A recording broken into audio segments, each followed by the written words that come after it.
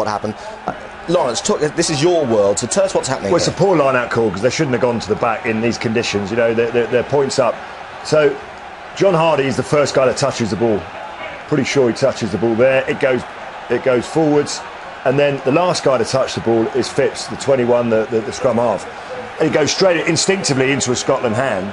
You know, for me, there's two decisions. It's either a penalty to Australia or it's accidental offside and you have a scrum to Australia. Now, for a decision as big as that, which the referee knows that it's going to change the game and potentially either win or lose someone the game, he has to go upstairs. I cannot understand why he's not done that. Yeah, it's worth saying again that if the ball had come off a Scotland player and a Scottish player in front of him deliberately plays the ball, then it's offside, that is offside and a penalty. So let's just clarify that. But the conclusion is that the last person who touches it is Phipps, the Australian replacement scrum half, and therefore I think, or at least Joubert should have got clarification as to who was the last player to touch it.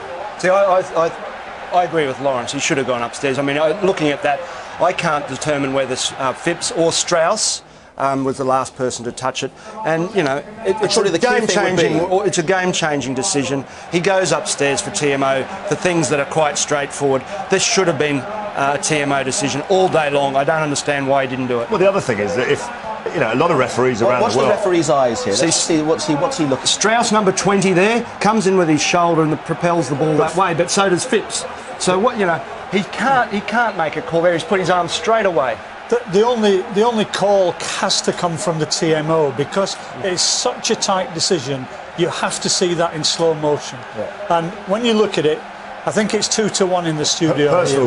Personal view is the last person to touch it is Phipps. And if you look at the Australian players' reaction, with his hand. But the Australian players' reaction is they are immediately calling for a penalty there. You can see the reaction of the players. And it may well be a penalty, but let the TMO decide that because you know the referee was unsighted as to who was the last player to touch the ball.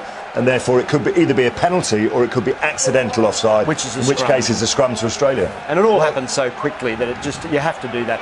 Now Foley here, that is a great kick. I mean, a couple of years ago he won a Super Rugby tournament against the Crusaders with a kick from about 50 yards out to win the